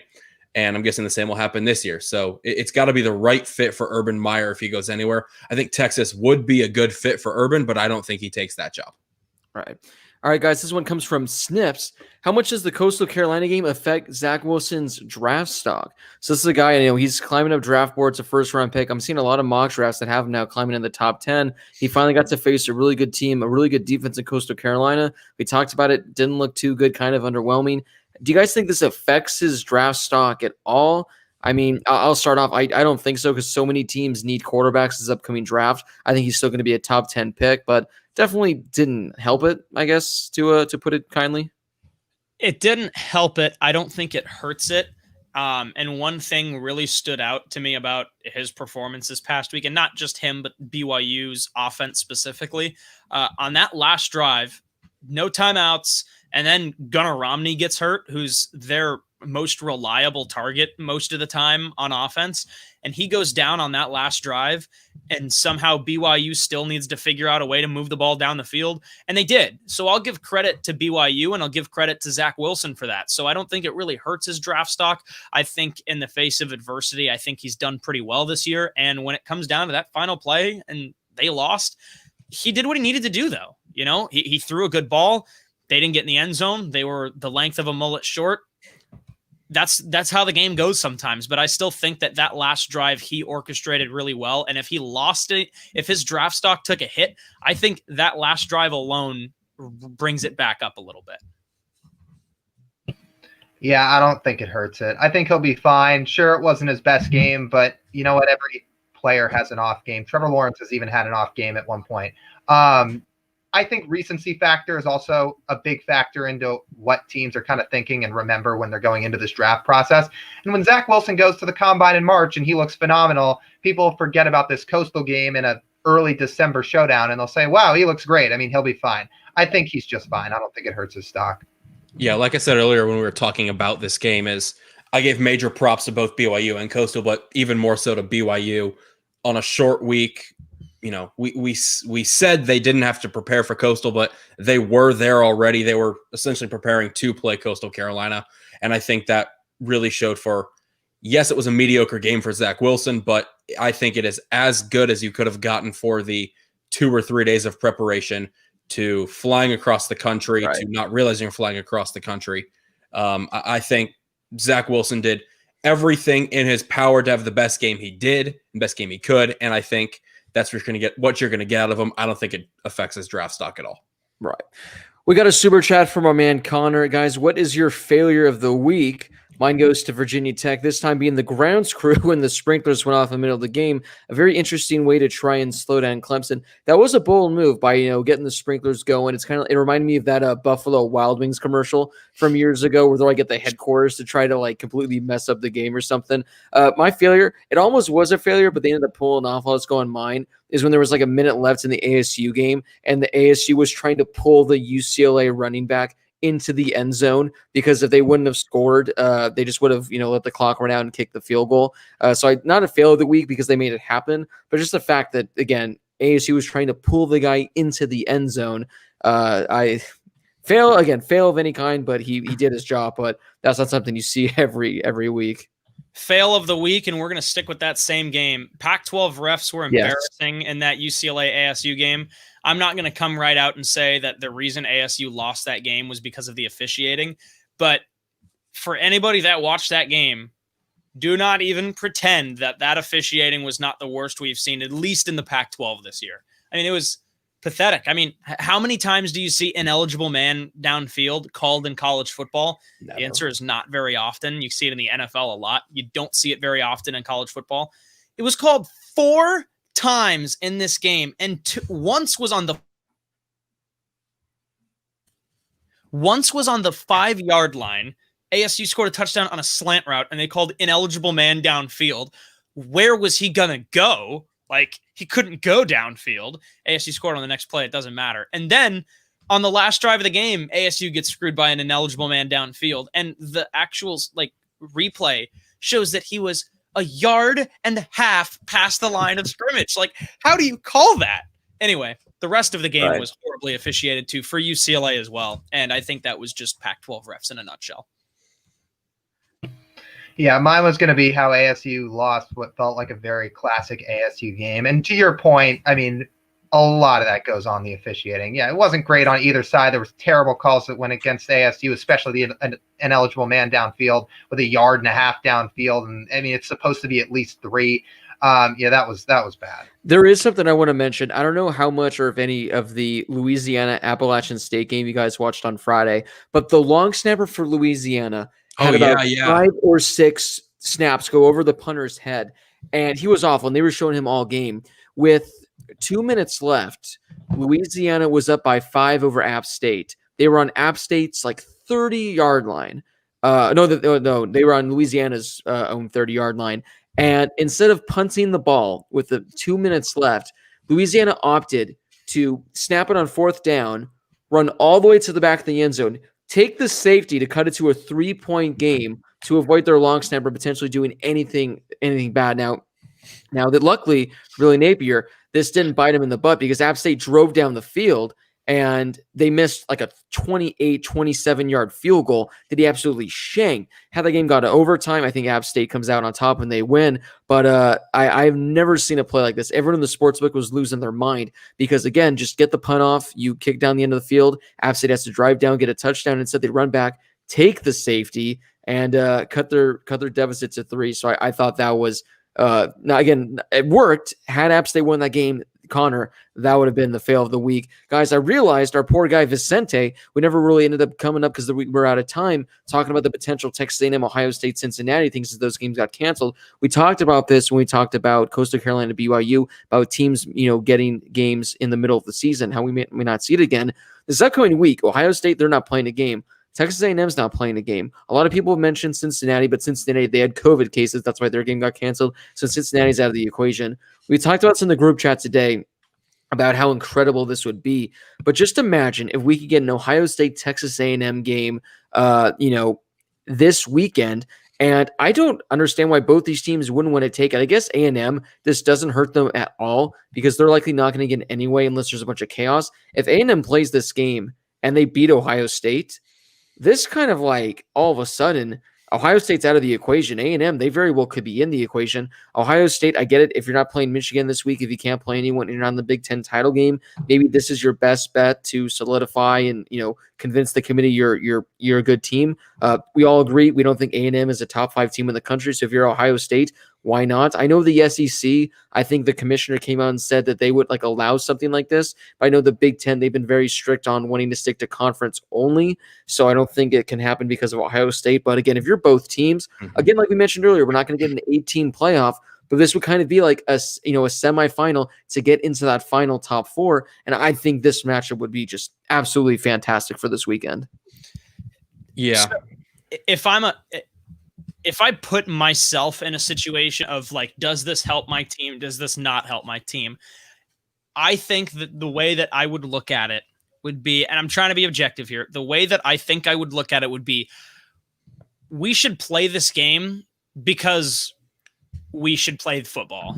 Like it was an opportunity for us to play football. We should play football and take that chance any chance we get. From like an Ohio State perspective, because if you look at Ohio State, whether they play A&M or Cincinnati, you can look at it with, we have a chance to get in even if we don't play in the Big Ten championship game. But there's a better chance that somebody else elsewhere can win and get a little bit of help and jump over Ohio State. I don't see a reason why Ohio State shouldn't play these games. You beat A&M, you're pretty much in, I think, without playing them in the Big Ten championship. If you play Cincinnati, you likely get a win, and you're in the playoff without even playing in the Big Ten championship. And if you're Cincinnati on the other side of things, like, yeah, you're 8-0, but look at what BYU did. They figured we need something to get us in. So if we lose, and that sucks. But how else are we supposed to get in? You need to jump at those opportunities. So if I'm Ohio State and I'm Cincinnati, I'm going for it. I think A&M could even sit this one out, though. Play these games or not, if the rule stays, Ohio State still won't be in the Big Ten championship because they need Big Ten games. Well, I'm not saying that there's still no of this. They could literally play. Yeah, they could play Rutgers next week for all it matters. It's just that they get this. They'd be in the Big Ten championship if they play Rutgers. Well, yeah, what I meant was I know. Yeah, next week they play Rutgers. I think that'd be phenomenal. Yeah. So yes. Also, Brady, you said you have a failure of the week. I know we passed the comment, but you said you have a failure. You want to go back to Connor's question on? Well, mine's a failure, and mine's going to be to whoever made Max Gilliam apologize. That's my failure. Whoever made him apologize for having one hell of a time.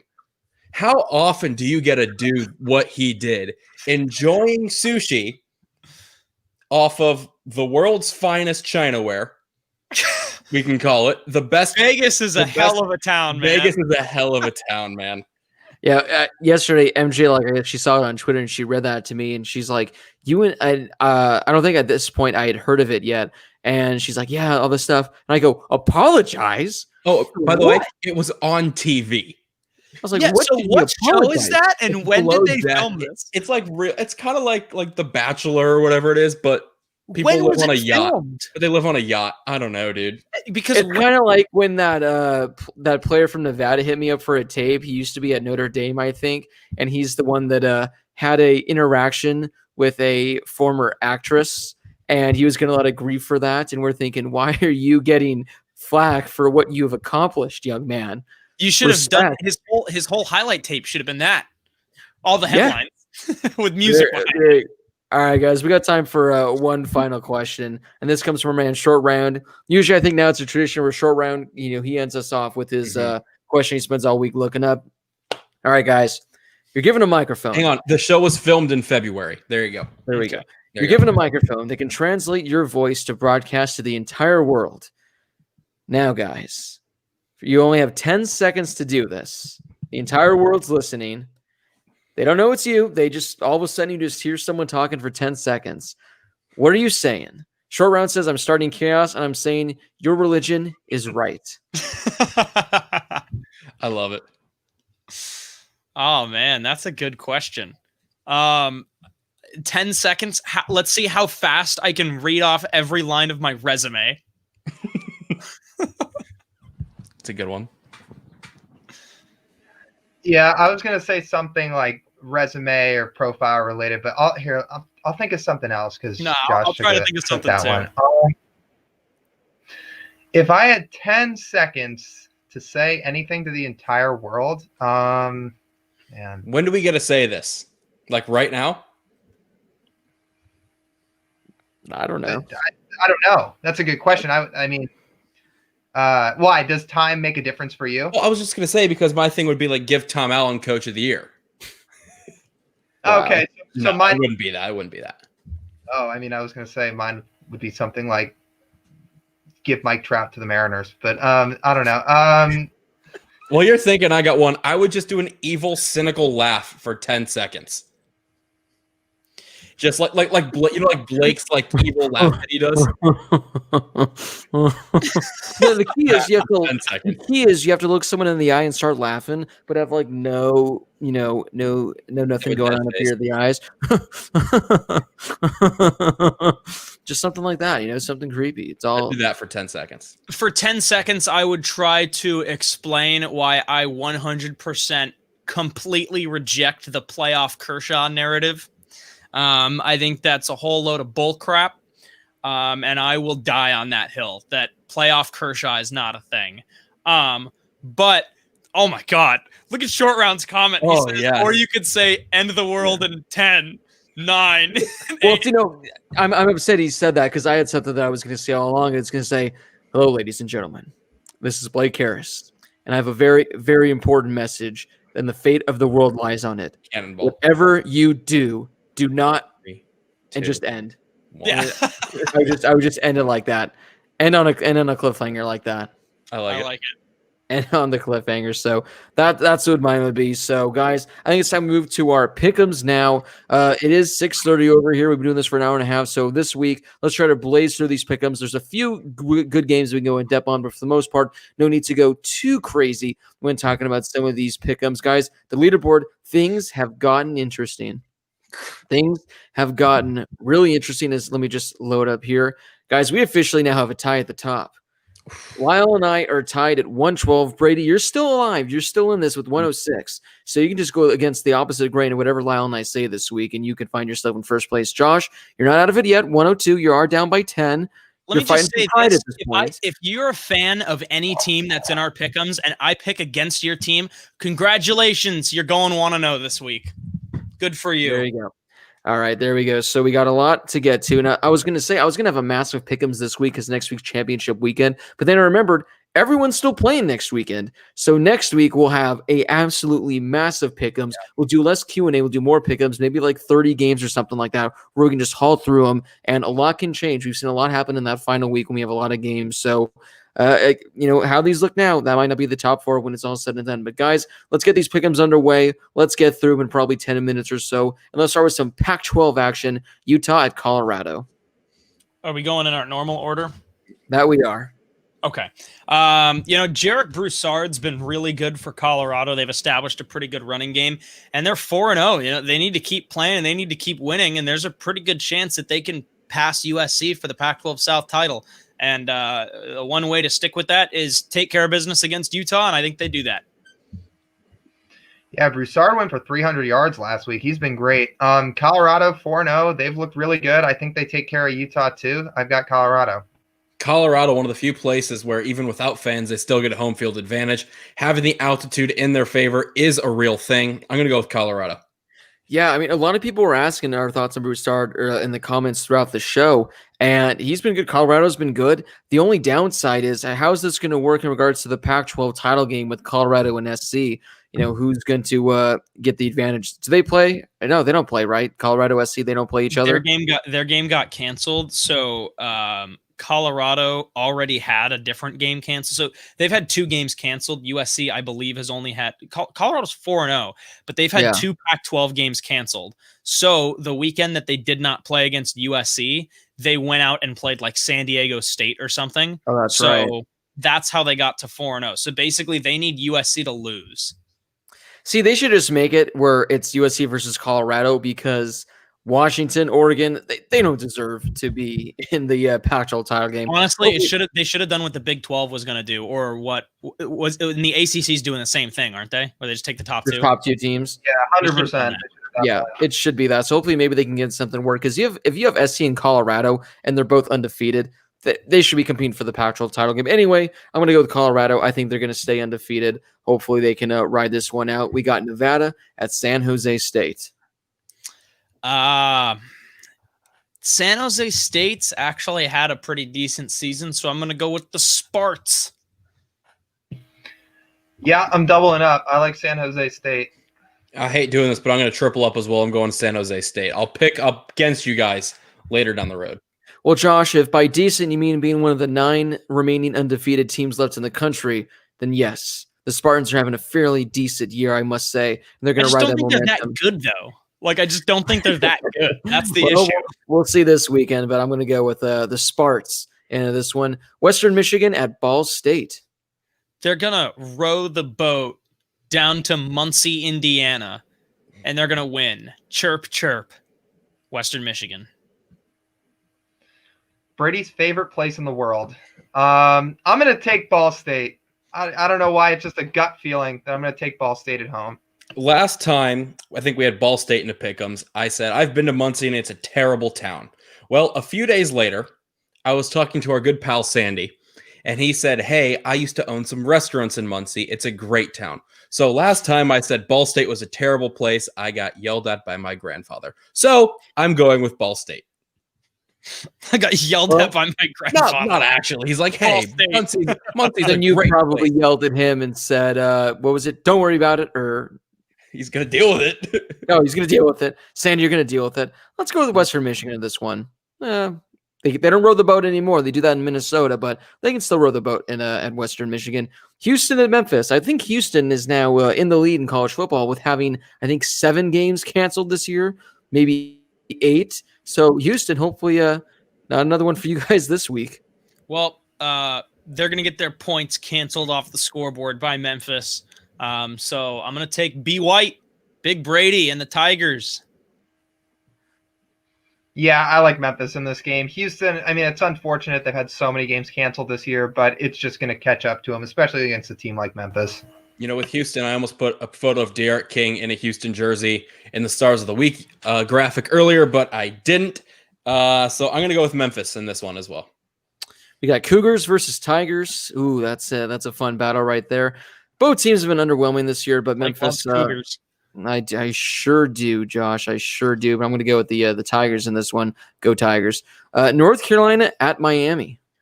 Well, I think Miami's going to win, which is exactly why they're going to lose. So sorry, Miami fans, but I've got Miami. I actually like North Carolina in this game. I think Miami's a really good team, and I know I had Miami ranked higher than North Carolina preseason. But just seeing the talent that North Carolina has, I know they didn't put on their best display against Notre Dame, but I just think that offense shows up and North Carolina bounces back and gets a big win. I had Miami originally picked in this game, but with the news, learning about Derek King not playing this week, I'm going to switch over to North Carolina. I'm going with Tar Heels.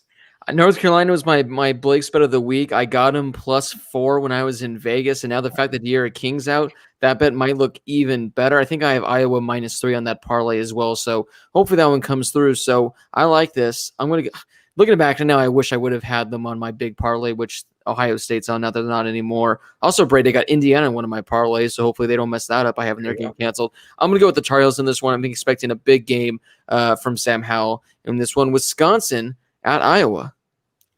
Hawkeyes are playing really good football right now, guys. Wisconsin, going into the year, I thought that they were going to be a little bit better than they had been in past years, even though they've had some success in the past. I like Iowa at home. I think the Hawkeyes are playing really well right now, and I'm going to ride with the momentum, and I got Iowa. Yeah, Graham Mertz has certainly had his moments, and then Spencer Petras has been I hope I said that right, pretty underrated for for Iowa. I like Iowa too. I think that, again, the shortage of games hasn't really helped Wisconsin. And like Josh said, I think Iowa's been playing really well. So give me the Hawkeyes. Yeah, last week in an utterly unimpressive Big Ten battle, as in, like 6 combined points total. We saw Wisconsin and Graham Mertz just really have nothing to do. They couldn't get anything going against the Indiana defense. However, I think Mertz is able to get things going again, get the passing game going this week. So I'm going to go with Wisconsin.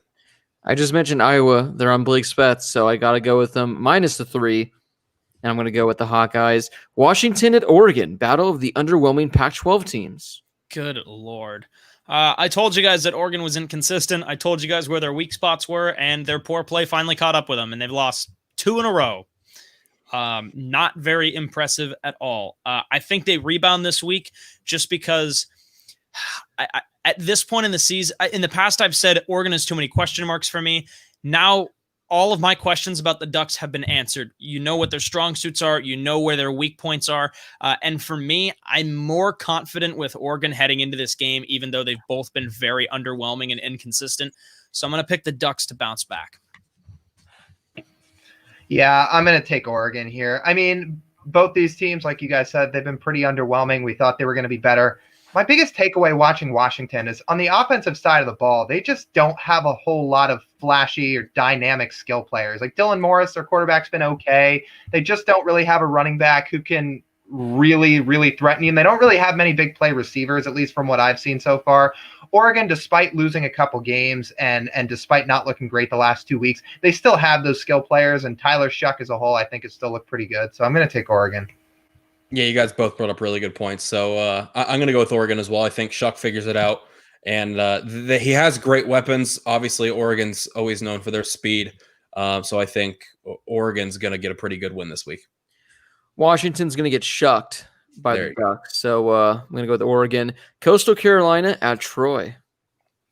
I'm going to ride with the hot team. I was afraid we were going to see another situation where Coastal wins, and it's like that Texas team that beat Notre Dame a couple years ago that went from unranked to like 8th, and then Notre Dame went from 10th to unranked after one game, and then both teams finished like 4 and 8. I thought that's what we were going to get from Coastal this week, but then I remembered, hey, it's not the AP poll. It's the college football playoff poll that matters, and they're in the right spot. They're playing good football. I like the Chants, and I like that Coastal Carolina's Twitter account just every 5 minutes after the game just tweeted Chants, and that's it. They did it like 5 times. Yeah, how do you not roll with Coastal at this point, especially after the win last week? I'm taking Coastal Carolina. You know, we talk about them all the time. I sent a text to our good buddy Sam Wiederhaft earlier, and I said, hey, look at this. I'm rocking both of America's teams. And it was the photo of the IU logo next to the Coastal logo. And he said, say what you want, but you really know that Coastal Carolina is America's team. And for that reason, UC Davis isn't America's team? No. I said sorry because my America's team is Indiana. And I agree with him. However, I'm rocking a Coastal Carolina shirt with an awesome logo on it, so I'm going to go with the Chants. Hey, UC Davis could become America's team when they play in the spring this upcoming year, so everyone can become a fan of the Yags there. Coastal Carolina, easy decision. Purdue at Indiana. And now both teams have COVID cases, apparently, so there you go. Indiana, it really doesn't matter because this game's going to get canceled and then this is going to be wiped from our pick'ems, but Indiana. If it gets played, Indiana. Yeah, same. Hoosiers. Speaking of games being wiped, aren't we glad we didn't put out our updated pick'em this last week for the BYU Coastal game? Yeah. I'm going with Indiana on this one. You know, this is probably the best Big Ten game of the week if it happens. I mean, the Ohio State-Michigan game, obviously not being played first time, was it, since 1917? Mm-hmm. So who would have thought that Indiana-Purdue would be the best game? It's probably going to get canceled. If it doesn't, obviously I'm going with Indiana. Yeah, Indiana, ride the hot hand. I got a -11, so come on, Tom Allen, give me some money. Appalachian State at Georgia Southern. You know, App State after that game against Marshall. Side note, Grant Wells threw 5 picks this week. Yeah, dude, Buddy, he was Marshall. What are we doing? He was getting paid for that. How do you throw 5 picks? I think 5 picks. This is what finally costs him the Heisman Trophy. I mean, other than that, Heisman season, except for this past week. Bro, he was pretty good at NCAA a few weeks ago. I'll tell you that. He was. When I dropped 90 on Blake. About. I've got App State. I'm going to take State, Appalachian State. The force. Yeah, I'm going to go App State, too. I think they're the better team. I like them to win on the road. Josh, you said, this could have taken away the Heisman from them. 5 interceptions is the, Heisman losing moment. I think a punt down within the 1-yard line will be the Heisman winning moment for a different quarterback. However, I'm going with App State in this one because why, Lyle? He's got to unmute himself. I was muted because why not, Brady? Thank you. Appalachian State. You know what? Let's get some craziness in here so I can overtake Lyle in these standings. I'm going to go with Georgia Southern because why not? All right, guys. SC at UCLA in front of a packed UCLA home crowd of about nobody. So again, are they wearing Jordan jerseys this week? Not yet. I don't think so. But that'd be a baller move. Yeah, it'd be pretty cool. Look, I mean, Demetric Felton has been really impressive. DTR looked pretty good this past week. And I think that he's kind of a tricky quarterback to contain. Here's the thing. They beat ASU. I was not impressed with UCLA at all. They could not stop the run whatsoever. 2 ASU running backs averaged over 8 yards per carry, yet ASU, for whatever reason, refused to run the football until late in the fourth quarter. Explain that one to me. I would love to know why they didn't run the ball. But I think USC, if they can establish the run against UCLA, I think SC wins big time. Mm-hmm. I think UCLA scores some points. This game's at USC's second home. I'm taking SC. I'll go 42-28 USC. Yeah, I think USC will handle him. Like Keaton Slova's first couple weeks, I know he had his shaky moments. I know I saw some people on Twitter wonder maybe he's hurt just from the way some of his balls look. Last week against Washington State, he looked great. And I think he's going to continue that. So I'm going to take SC. I don't know what Blake's dying laughing at, but I think the one thing we're going to see this week is what we saw last week with UCLA at ASU. And that's DTR's ability to get things done on the ground game. He's such a dynamic quarterback, like Josh said. He's a tough one to figure out. However, I think USC's defense, like we saw this last week, their wide receiver abilities up there, especially with guys like Drake London, Brew McCoy, Amon-Ra, obviously. So I'm going to go with USC in this one. I think it's going to be closer than you said, Josh, but I'm going to go with SC. I'm going to go with SC in this one. What's so funny there, Blake? Care to explain? No, Lyle just said that Twitter was concerned with Slovis and how his balls looked, so I'm glad Twitter's concerned with that. All right, we're going to go with Virginia. Same with the guy on the yacht eating sushi. We're going to go with Virginia at Virginia Tech in this one. Did you pick USC?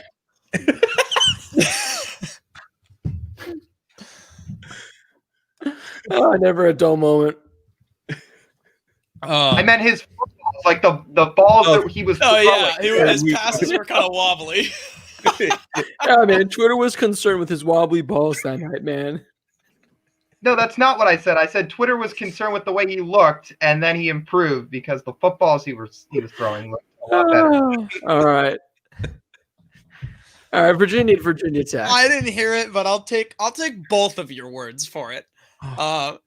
Virginia Tech. Look, this whole show, there was only one thing that I could focus on. And in my head, I'm just thinking, man, Virginia Tech's going to beat UVA this week. They're going to win. They're going to beat them. That's the only thing I thought about. This whole show was how they're going to beat them by 50 points. But then when Connor in the super chat said, here's my fail of the week, and it was Virginia Tech related, I thought, going to have to change my mind. And because of that, Connor, I'm sorry, my guy. I'm going Virginia. I've got the Wahoos, which is actually their nickname. Did you know that? The Wahoos. Mm-hmm. Yeah, look at that, non-ACC fans. Wahoos. I'm going to take Virginia Tech in a really close game. Virginia Tech wins. I'm also going Virginia on the road. I think they're I don't know. I just got a feeling about this one. This is going to be this is what I'm very confident about Virginia. Virginia Tech, man, they're such a weird team. They're like good one week, they're awful the next. Let's go on this Virginia hype. Let's go with the what Josh said, the Wahoos. The Wahoos. Wahoo. UVA. Wahoo. The Wahoos. All right, guys. Cal at Wazoo. Never forget that before this season, before COVID, a certain network that I don't want to say, but it rhymes with CBS Sports. They said in their Pac-12 preview that Cal was going to be a 2-loss team and win the Pac-12. I mean, no. So sorry, network that rhymes with CBS Sports. But that's not going to happen. Except now, it is. I'm buying in. They beat Oregon. They're going to beat Wazoo. Yeah, I'll take Cal over Wazoo. I know Wazoo didn't look great against USC on Sunday, and look, they're young. Delora's young. They have some things to figure out. First-year head coach, but I think Cal will handle them. Yeah, I don't know, man. I'm going to go with Wazoo in this one. Pullman's always a tough place to play, no matter when or where or who is playing there. No fans or not. I think Pullman's a tough place to play, so I'm going to go with Wazoo.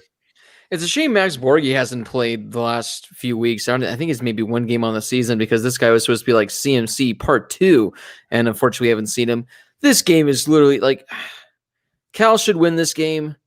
But Wazoo is going to win this in typical Pac-12 fashion. It's going to be a disgusting game. Also, guys, going back to the one previous, Connor says, the Hokies just find new ways to crush my soul. Poor Connor, the way he Hey, has to well, endure on the this bright red side, team. I picked Virginia this week, so odds are the Hokies are going to win. That's true. We need to go with Josh does. It's like with the Charles Barkley effect.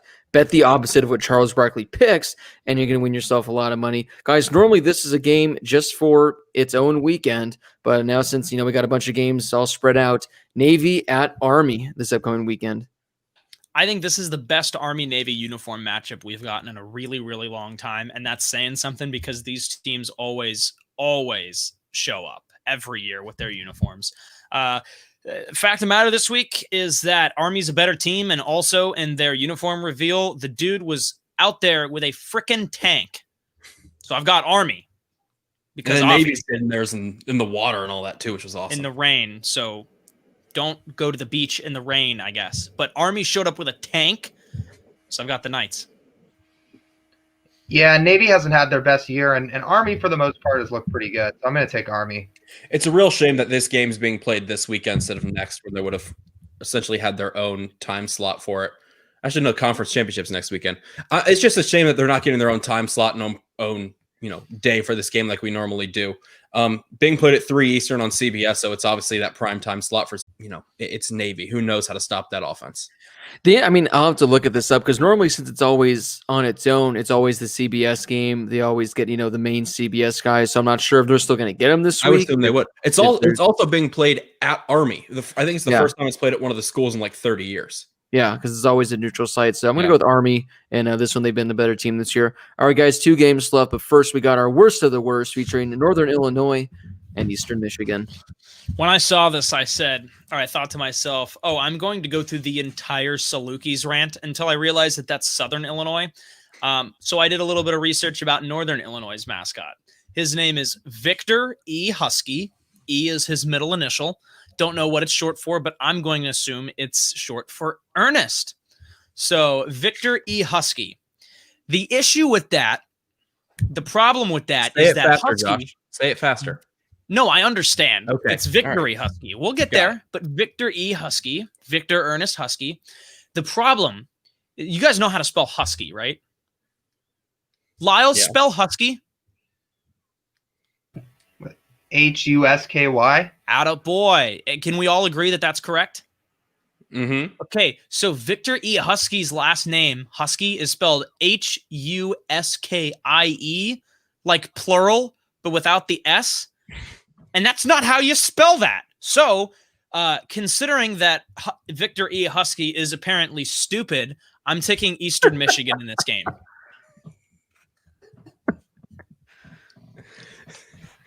I like Northern Illinois just because of their alumni. They've got Jordan Lynch once upon a time, Kenny Galladay, even Jimmy Ward on the Niners. So they're alumni to the NFL. Their pipeline's been a little better. So because why not? Northern Illinois. Oh, look at Lyle taking a page out of my playbook.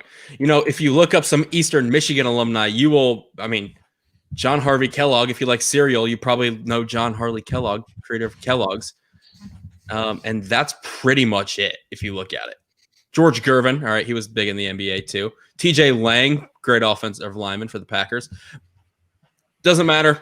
I'm going Eastern Michigan.